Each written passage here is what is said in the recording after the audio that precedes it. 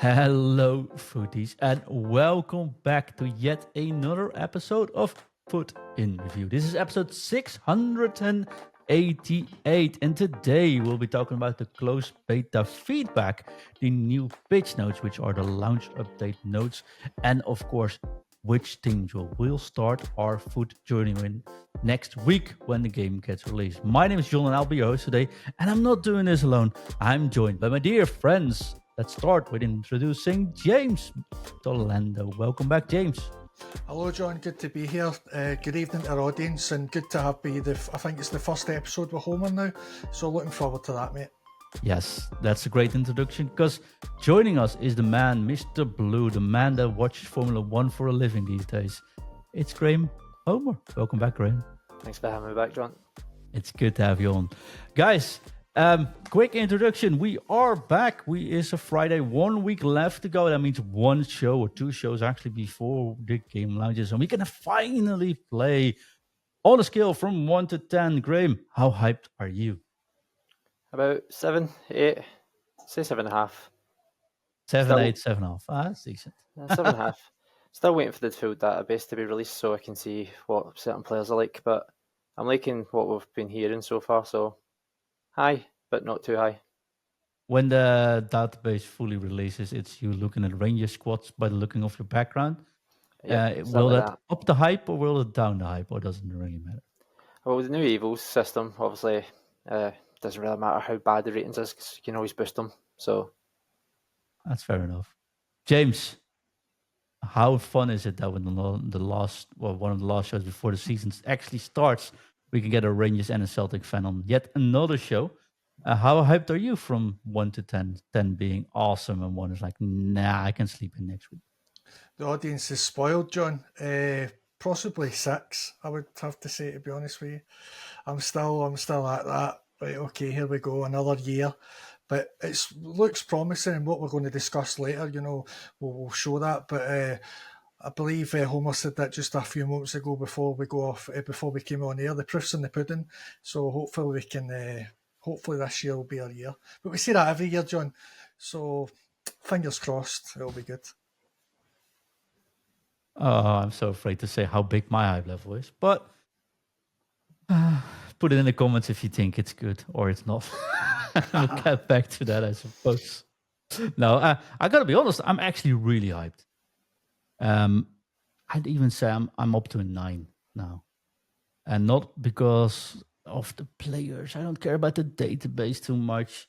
And of course, they are saying the correct things. But the biggest gripe I had with EA in general last year wasn't the mistakes, wasn't the content, wasn't the game itself. It was the lack of communication. Which brings us into the first topic of this week, communication. They said to be more transparent. There will be more doing for the fans. The communication will be more direct, and not only through direct communication in their social media channel. And this week gave an example which got me extra hyped. They put out, James, pitch notes about the closed beta. Normally, when we put in feedback on the closed beta, we say they give us a message on the forums. We've got your feedback and we're working on it and we'll get a patch like 2 months later somewhere, right?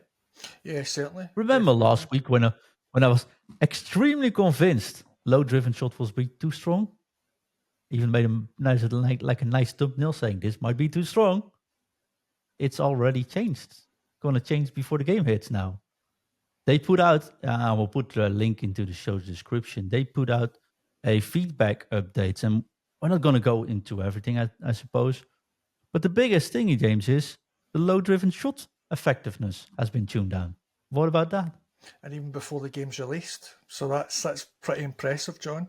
It takes, a month, maybe 2, dare I say 6 months sometimes for them to update something.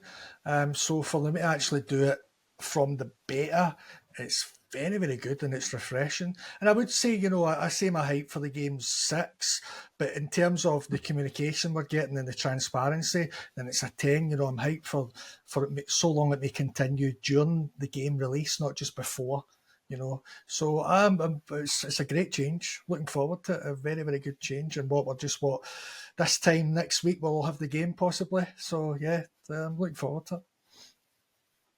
Yeah. The other thing is the close beta feedback told us that there was some cases where AI defenders felt unnaturally fast, catching the attackers too easily in some cases.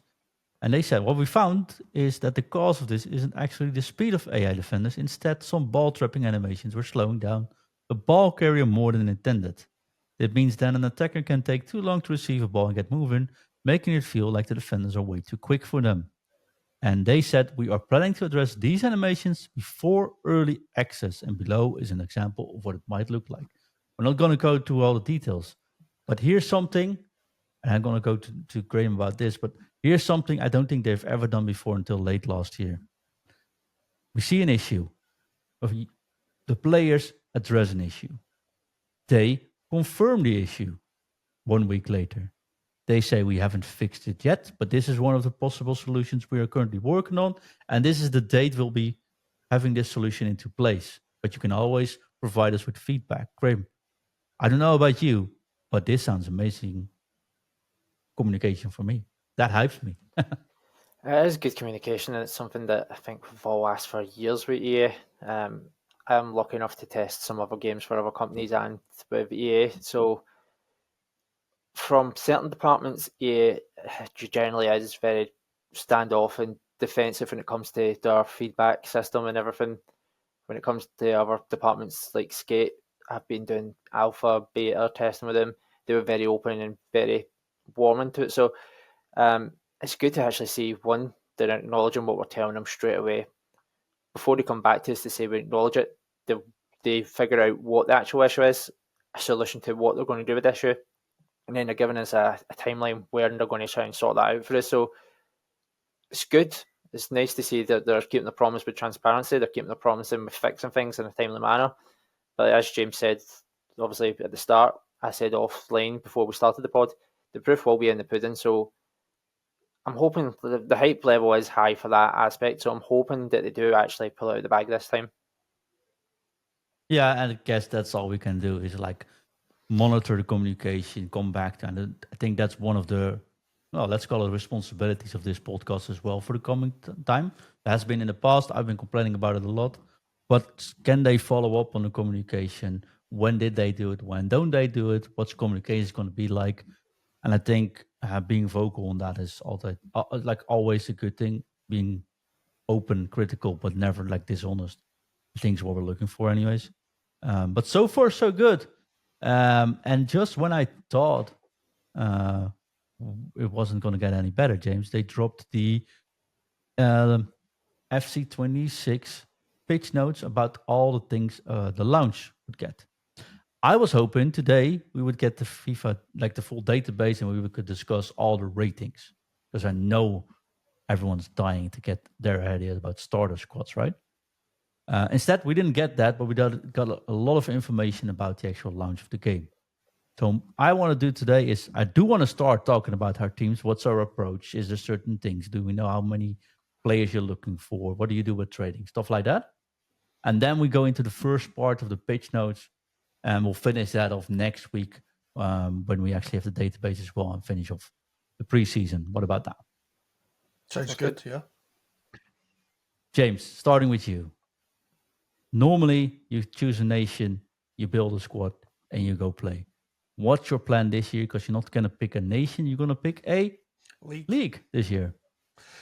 I'm going to try my luck for La Liga, to be honest. I think at the start, Premier League's going to be very inflated. The prices are going to be volatile. If I pack a gold Premier League, I can work around or sell, then I might do it. But I think it'll be cheap La Liga. I think it'll be a good La Liga team. And also, some of the women in the teams like Barcelona and Real Madrid, they're pretty good. And really at the start, John, you're looking for pace, really, to be honest. So you can get with tricky defenders. Balde, for example, he's always low rated at the start, but he's quite pacey. So and he also last year he could play left back and right back. So that's a good utility man. So I'll probably go for La Liga, to be perfectly honest with you, and then hope, and pray that I could get Mbappe, and then that's me sorted. But You're just setting the bar low this year. aye, that's it, John. Aye, definitely. So I'm going to go with La Liga, definitely. And in terms of ratings, unfortunately, you said we haven't got the full ratings, but Celtic. I have to say this. Celtic FC have added. We've got 10 players in my ADAs from a silver player to a gold player, so that's pretty good. And Celtic actually have got. I know it doesn't really matter now because of evolutions, but it's good to see like us having a lower league, I suppose, having some gold, so that's pretty good. So it was like 10 confirmed ratings there, mostly like 79 ratings, nothing crazy, but it was good to see them from a club, and that's possibly that's tight for everyone else, getting the full database, seeing their clubs, seeing their players, what they usually buy at the start. So yeah, it'll be exciting when all that comes to fruition. And possibly, my hype levels will probably get higher and higher as the week goes on until we approach next week, to be honest. What about yourself? Well, let's ask Homer first. He's going pure for Scottish League, I assume. Not Scottish League, no. That might mean I might get some of James's players in there, and they're quick sold. I might sometimes I save a few just for any SBCs that come up that require them, but I will build a secondary team. I normally play squad battles with my Rangers team, evo them up, so I'll do that in the background. But I'll wait and see. I want to see what team of the week team comes out first. Try and be a bit more strategic this year. Try and see if I can pull some valuable cards. But La Liga's the big pull for me. You've got pretty much all the best players. You've Vinny, Mbappe, De Jong, Koundé. You've got all the beasts in there. Mendy, even though he's not highly rated, he's always great every FIFA. So probably La Liga, unless Serie A pulls something out of the bag. Serie A maybe my second option. Yeah, I think that's a solid starting plan. Here's a weird one. I'm going for League Arkham. Because those ratings did came out today or yesterday when you record this, depending on when you're listening. But if I look at Diani, if I look at Katoto, of course, Egeberg, Caracciao, but especially, I don't know if you guys seen the cards, but Keoro, 86 rated, almost good at King already. I think some of these female players are going to be very underrated. So my idea would be to look at League Arkham or the female Premier League, just to get started and get some somewhat better players in at the start of the game without taking too much risk or having too much competition in that matter. Unfortunately, Feyenoord didn't get many players released, just Quinton Timber. He is gold, but currently the whole Feyenoord team consists of one player, so not much to say about there. This year, though, looking at the pitch notes we'll be talking about soon, James, you might need 3 teams from the start, don't you? Yeah, certainly, definitely, with all the different modes, the gauntlets and things like that. So myself personally, I usually have 3 squads. So I've got my main team, my Celtic Evo team, and then I do a first owner Barcelona squad. So of course La Liga. So that's pretty good. Again, setting the bar low. Yeah, definitely. But also a lot of us players, I don't know about you, but like treat it as like what's the correct word? A card collecting game.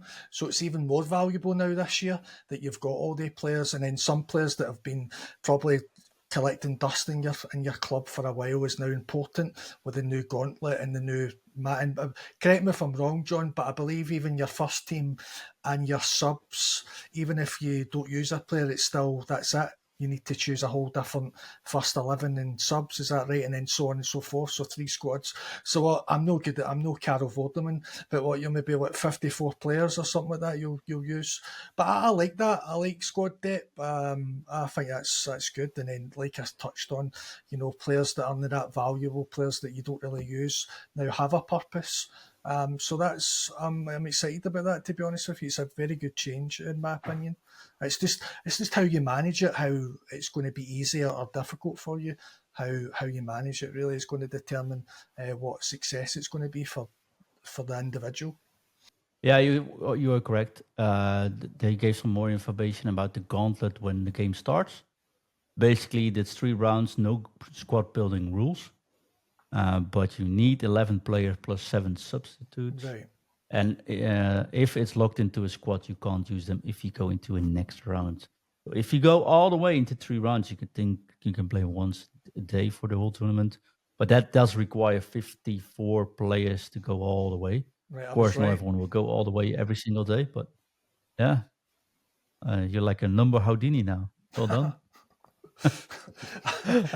But 45. John, if I could, a broken clock's always right twice a day, so that was lucky on my part.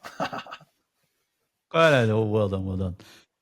Graham, does this change your approach? I mean, you go for 1 league for your main team, but you might need 3. Does this change your approach? What is your approach going to be like if you get players, except Celtic players in your case, of course? Will you sell them? Will you keep them? Any strategies there? I'm not 100% sure just yet. Normally, like James called it, a card hoard. I think that's just a muscle memory from swaps where we had to have the teams based on certain criteria, so I always kept players by for that. So if they're valuable enough, I'll sell them on, I reckon. Just try and go with some cheap beasts and see how far I can go. But it's hard to say until I actually see what I get, I think. But I generally will hoard most cards. Yeah, I think for this year, that's a good strategy. When we go into more details there, you'll also see that the power curve will be flattened down. And therefore you might have, longer use of lower rated players. James, what about you? I was just thinking about from the audience point of view, they may have like a question in hindsight. And, would we all start with a first owner team or will we have untradables? Like, just out of curiosity, maybe from an audience point of view, like what for me personally, I like to do untradable really because the market's far too volatile the last few months. How do you two run your clubs? Do you do first owner or untradable? Well, one highlight before I let Graham talk about this. I do think this year, when they are going to be hellbound on making the power curve flattened more, players will hold value better, generally speaking. And therefore, I think the market should become more stable, more predictable. Right. And therefore, I don't necessarily think going fully untradeable it has that extra strength it had before. I always went untradeable. Like, I don't care about the market, just toss everything in there. If it's untradeable, I don't have to think about it. But this year, that might actually feel a little bit different. What about you, Graham? What do you think? Normally, I'm not so keen on making sure my team's first owners. I'm not that petty enough to, or I suppose that's maybe a little bit harsh, but I don't really care too much that my players have that symbol saying 1 on it with the wee triangle. I don't really care for that, to be honest. Normally, my team always gravitates to an untradeable team, just through pack luck and SBCs. But I might try and see if I can trade a bit better this year. That's something that I've never really been good at.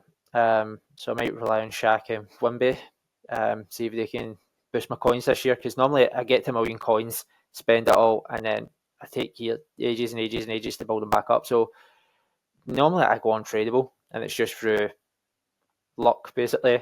But again, I'll see what this year brings. Like, could be completely different. Yeah, talking about being different, let's dive into those deep dive patch notes about launch, shall we? Because there's more details to be discussed, which will definitely influence the way we have to build our teams. And can you find the cornerstone in your team? And that is, of course, a bridge to the first promotion of the year, or as they like to call it, campaigns. The first campaign or promotion will be cornerstones. Basically, what they're saying about cornerstones is we are looking to provide permanent upgrades and enhance with +2 club chemistry links, strengthening their role as a central pillar of your ultimate team. Basically, you get a card from this, it should last a while and help you evolve your team around that. What is cool though, they say keep an eye out for more food campaigns as well as return of some spooky favorites. That's 100% going to mean we finally get a Halloween themed promotion again. But basically, this is the main line. We've heard your feedback on the pace of the 25 power curve. In FC 26, we are deliberately slowing down the curve and pacing out upgrades more gradually. What this means in foot is that rare golds, icons, and heroes will set the benchmark for top squads deeper into the year. From day zero, content is structured around this philosophy. For example, more of the Season 1 campaign players will be tuned with upgrades that are more lateral to base items. In addition, you won't see, and let's talk about this shortly, you won't see August Player of the Month player SBCs in early access this year, and Showdown player SBC winner upgrades will also be adjusted for Season 1 to a +1 overall rating and role plus upgrade. That's a lot of information, but basically, we won't get big boost on cards. And if you get boost, it probably is going to be a +1. Graham, what do you think about this? I know you have a certain opinion on this one, because were you looking forward to doing the Player of the Month SBCs? I was indeed. As soon as I seen it on X, I popped it in the Discord. Jack Grealish and Yildiz winning Serie A and Premier League, so I was excited. I was And you looking were at the already squad. building your starter teams around it. Exactly that. I was building my starting team around it. So this is what I'm saying. I need the database to really figure out what I'm going to do. But I was disappointed. I was hoping we'd got another Lucas Moura from, what was it, 24, 23? Could be further Mhm. back actually. A nice, cheap, good, relatively good boosted card from a card that's generally not going to start with a good rating and stats, because Grealish and Yildiz, they're going to be low rated golds. But if there is that they're going to try and keep the curve nice and lateral and not exceed it so quickly that we get to January next year and every card's super base, super boosted, then it's going to be a good thing, because everybody moaned about it. So, but again, it's all, we need to wait and see what they do, because unfortunately we've been burned with we say one thing, we do the complete opposite. But I hope it's going to be good. But Cornerstone looks like a good thing as well. I quite like that idea. James, you can almost not hide your enthusiasm by the looks of it. What do you think about a flattened power curve and no Player of the Month SBCs? I think it's a good step in the right direction. To be honest with you, maybe Golds is going to last longer. When I first started Ultimate Team, that was, you had Golds to it maybe November or even later, December. So that's good. Player of the Month, I think it's a good thing, to be honest with you. I think it's,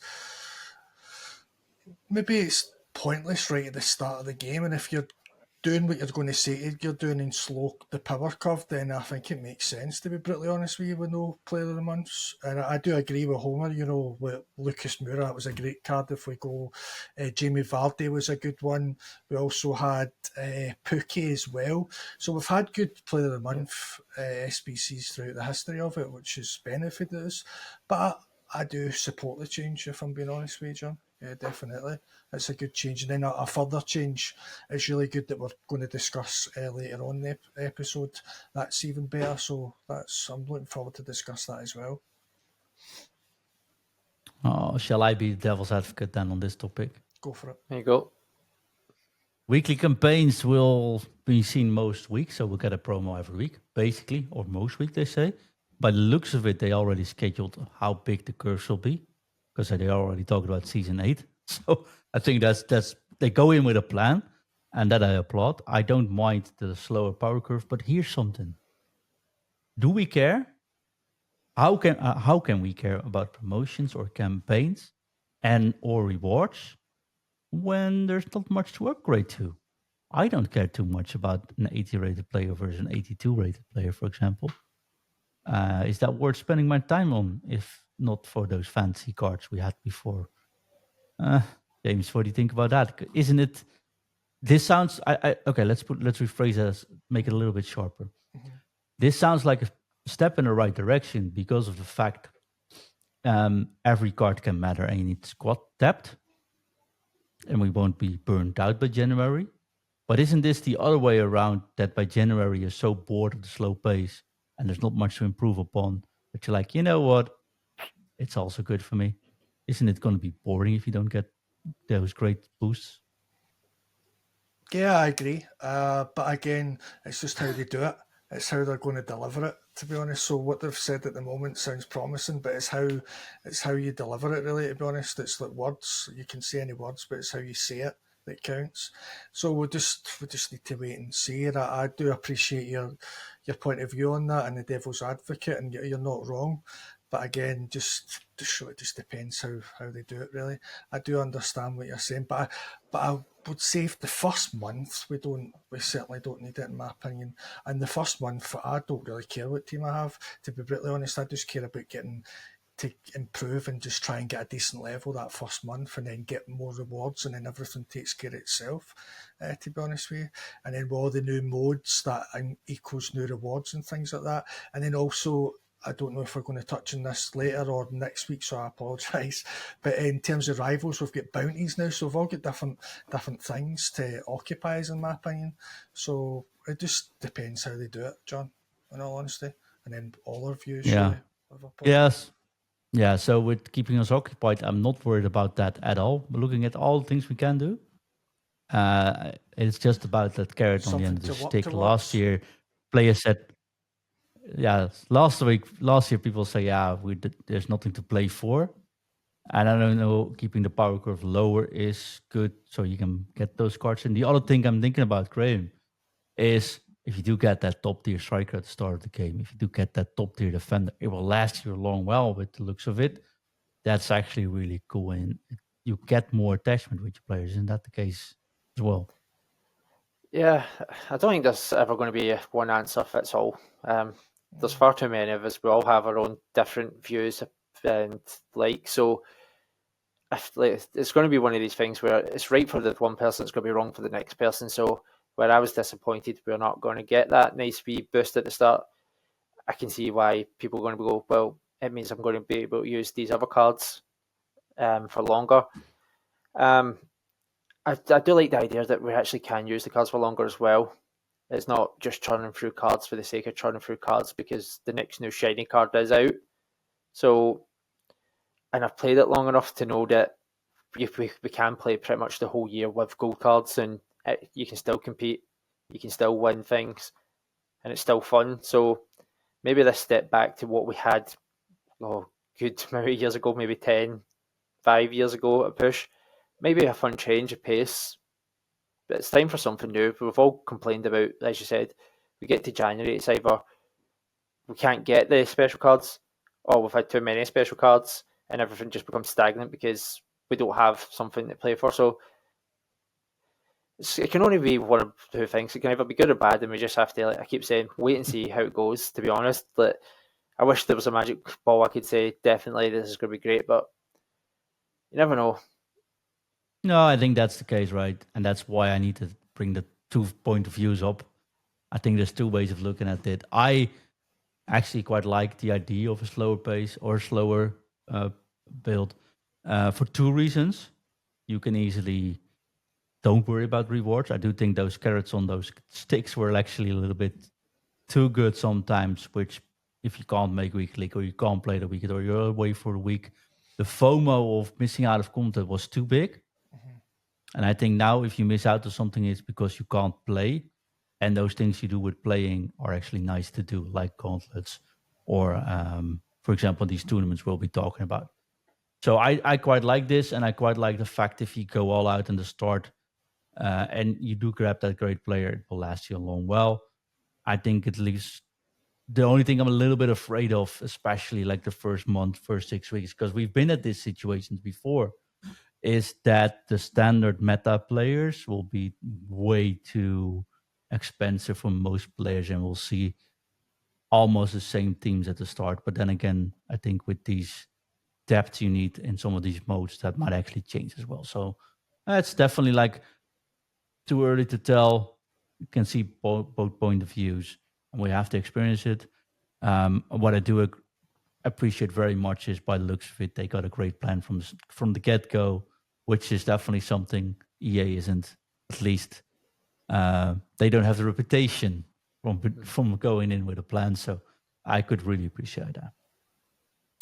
Another big change, though, not only in communication but also in gameplay, James, has to do with chemistry styles.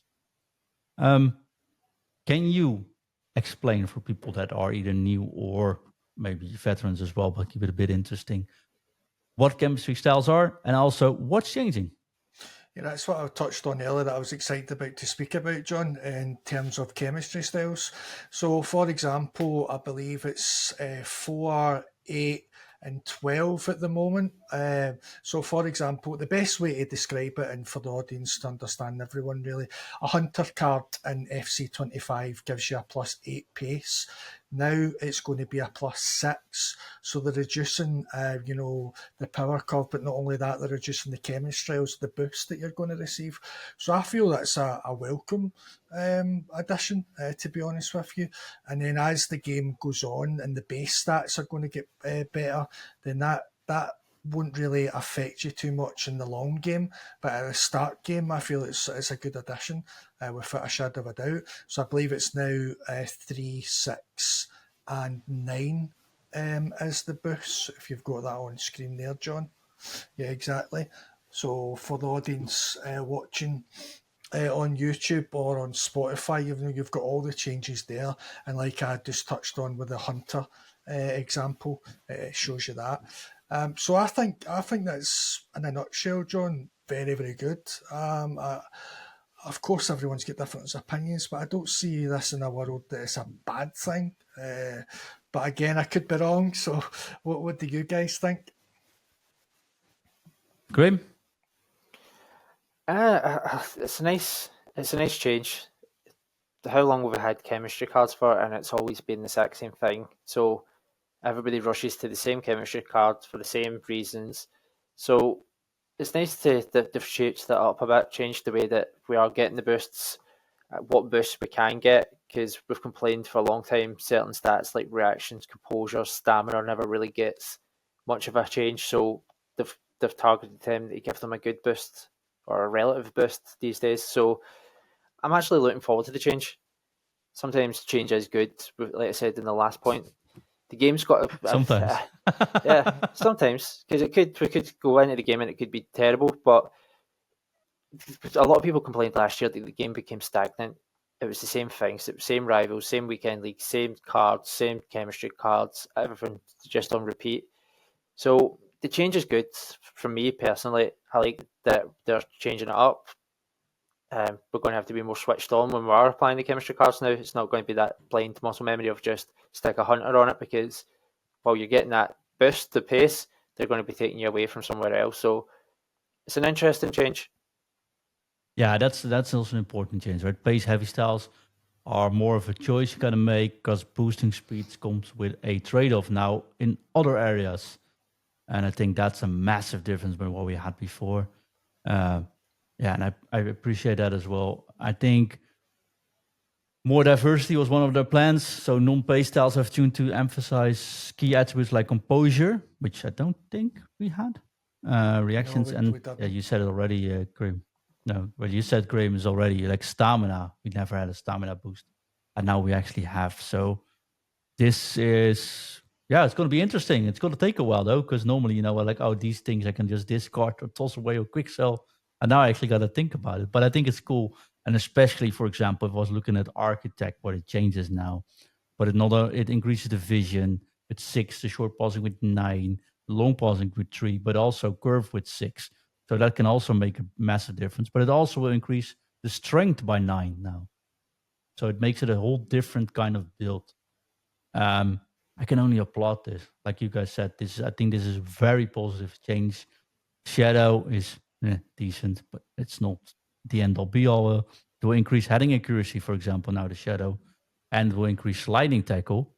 And of course, acceleration and sprint boost will get a boost, but not necessarily big changes on defending. And if you want big changes on defending, you have to go to more, let's say, the Sentinels and stuff like, or maybe even Anchor. Those are a bit more solid. Yeah, love this change. And gotta admit, again, talking about communication, the fact they put out a whole schedule, like a roster with all the changes and what every single thing does without having to go to a third-party website to actually see what that chemistry boost does is pretty good, actually. I agree. So, going to be hard for me to memorize though, because that's the only thing. Last topic of this show, I think, is going to be The seasons are back. It's going to be a world tour through history. They said we introduce seasonal content like the world tour alongside campaigns. And they say football is all about stories, and international football provides the biggest stories of all. And to celebrate FC26 seasons, we'll take you on a journey through the eras, revisiting legendary tournaments with a world legacy, world tour through history. And each season will center on a historic international tournament, culminating in season 8, which is the Festival of Football. That shows me they're already looking way beyond this one.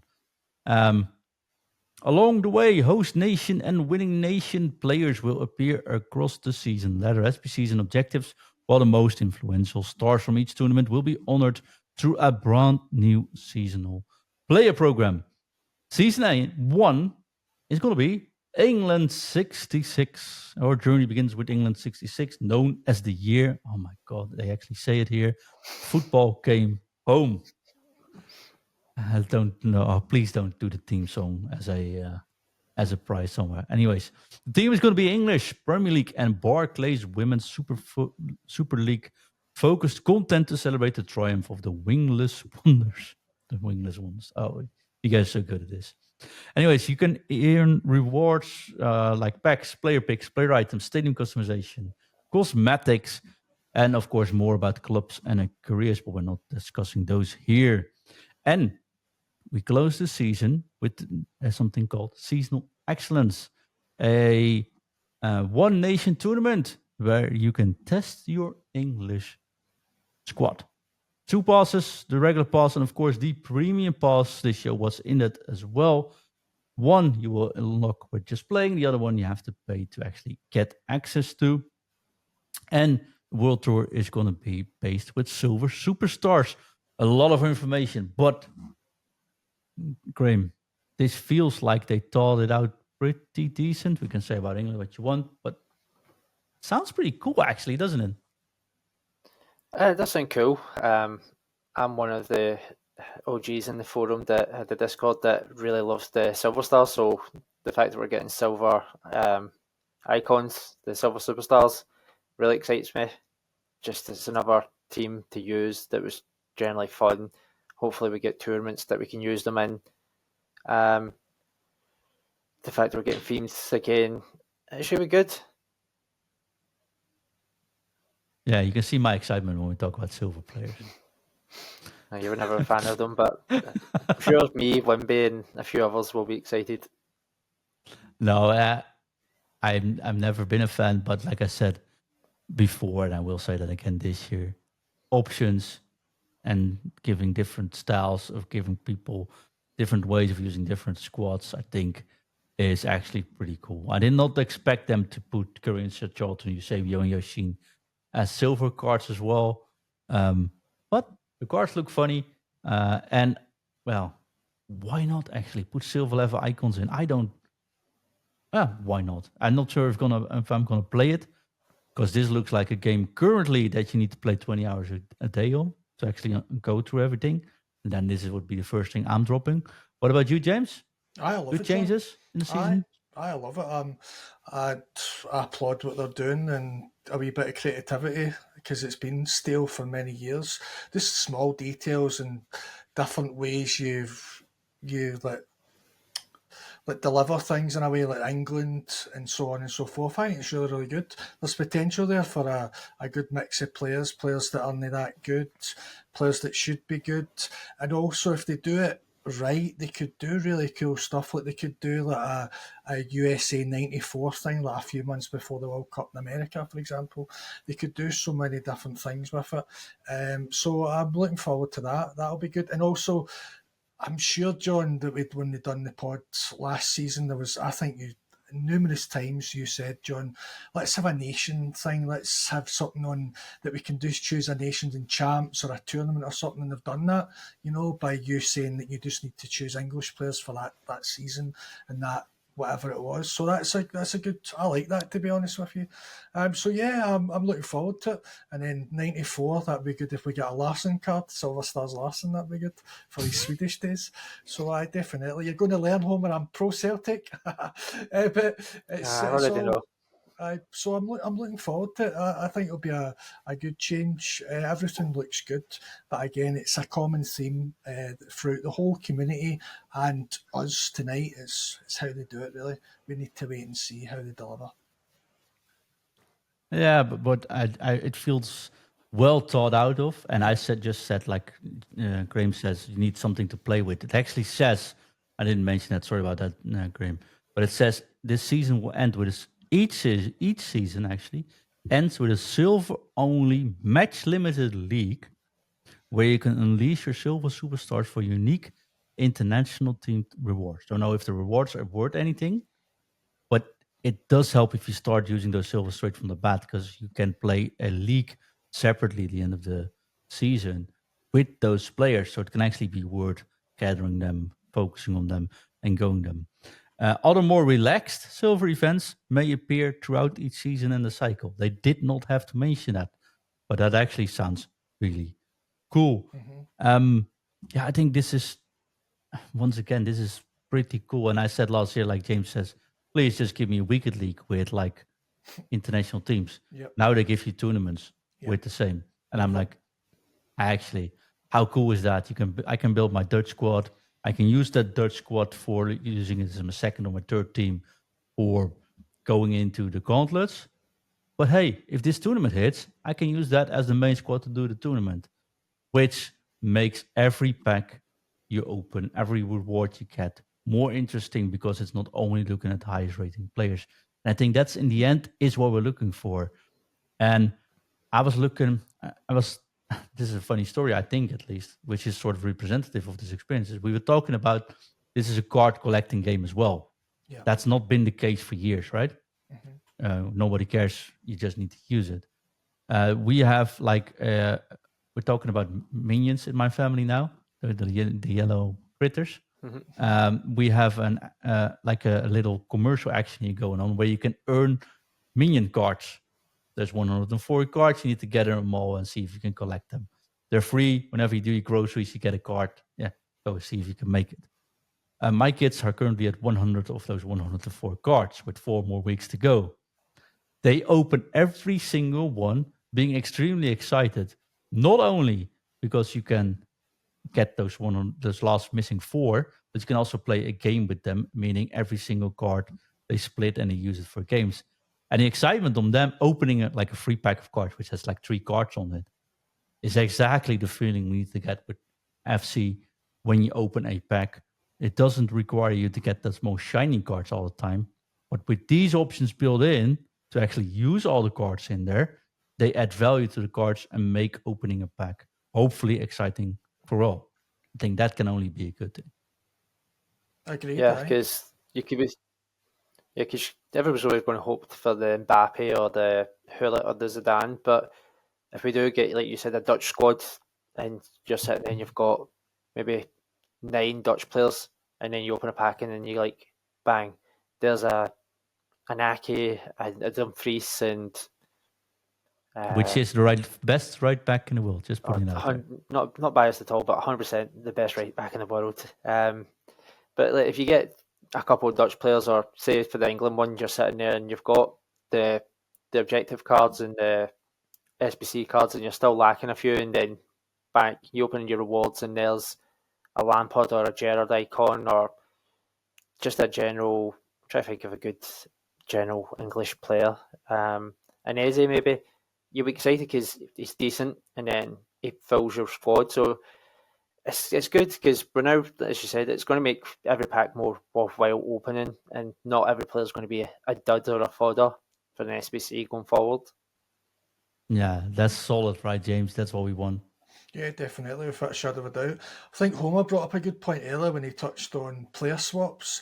It's like a similar hype now that when you open a pack, you've got a player, or you could have used him for the swaps game or the squad battles and so on and so forth. So now you've got, right, this guy can go in my Gauntlet team, or this guy can go in my Rangers Evo team, this guy can go in this tournament. Brilliant. So I've got these cards, I can keep them. So it's good. And of course the SBCs and things like that as well. So yeah, it's promising. It's a lot of hype at the moment. And I'm probably, if I could say, I think from an audience point of view, I think me and Homer's hype levels have increased every minute of this pod. As we talk about certain things, we're getting more and more hyped. So it's exciting, John. Yes, one more week though. Last two things: we'll get a daily knockout tournament when the game releases on early access. Which is of course cool. We want more tournaments. This tournament will only run throughout the early access, so that first week when you got the Ultimate Edition, you can play that. It will refresh every single day. So even if you won it the day before, you can still re-enter the next day. And winning once will qualify you for one-time early access finale tournament on the final day of the early access. Won't hurt to try that, at least I'd say. They also said no, the tournaments won't always appear weekly. We're keeping them special so they feel impactful. I think that's fair. Also, something you don't want to have is getting the players too much to do every single week because they'll get burned out. I think tournament is a perfect mode to keep on a periodic basis, actually. Yeah. And the last but not least is the early access elimination. It's the ultimate Gauntlet thingy, actually. Debuting after Worldwide Launch Weekend. So this is week 2, right? And returning every 2 weeks in Season 1, this flagship format challenges you to build up the 3 unique squads across different rounds. This is what we discussed, where you need 54 players if you want to go all the way.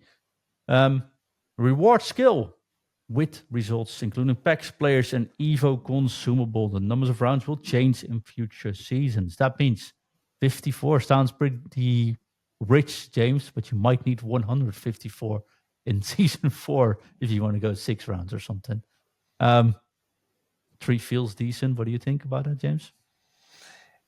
When you put it like that, John, it's like, wow. But it just, time will tell, I think it just gives them option to be a little flexible with it, though. Yeah, definitely. But it's, good, right? We know every 2 weeks it will come. You can actually schedule around it, Graham. That's good, right, for family men? Because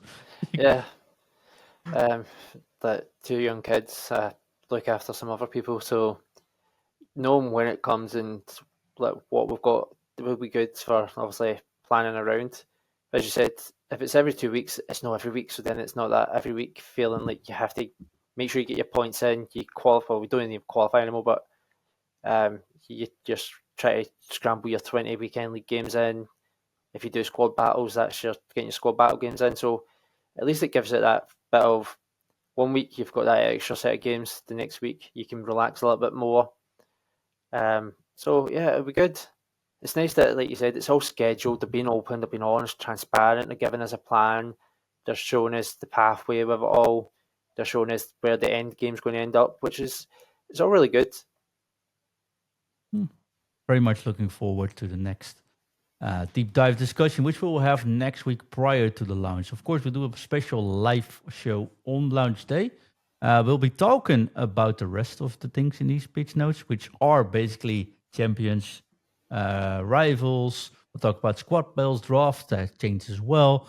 Rewards and economy. We'll talk about icons and heroes, advanced SBCs, and of course, evolutions. And that's in one more show, James. So we have had our jobs cut out for us.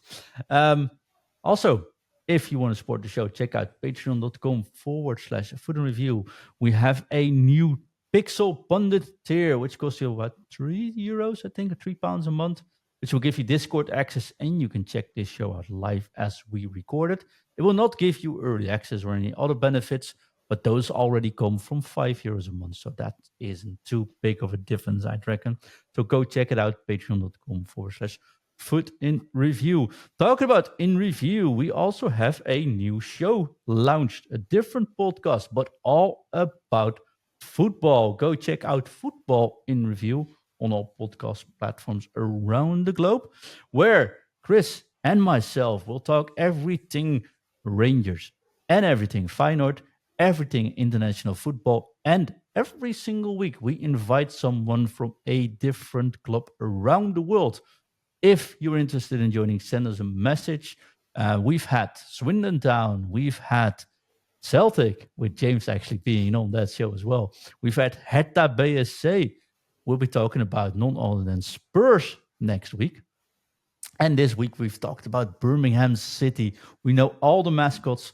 We know everything from the cost of a pint to actually what a match day routine looks like. So small clubs, big clubs, and our clubs, everything football in review. So that's cool to have on the site as well. And if you are a Patreon supporter, you will get it released there as well. So you never miss a single show. Boys, it's been Grant, James, Graham. Check out the boys. Graham will actually help me out next week and the week after on Football Review. So he'll be recurring host there as well. The good thing is Chris is on holiday, but hey, you're a Rangers fan and you got podcast experience. So that's a good fit. So next week we'll talk.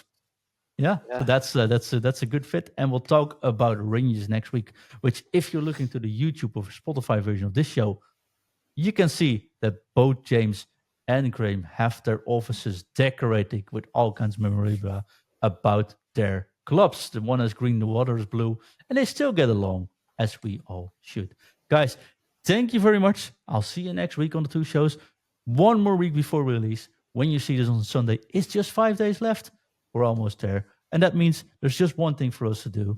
And that is to Drop it. Drop it. Drop it. Drop it. You. T. You. T. You. T.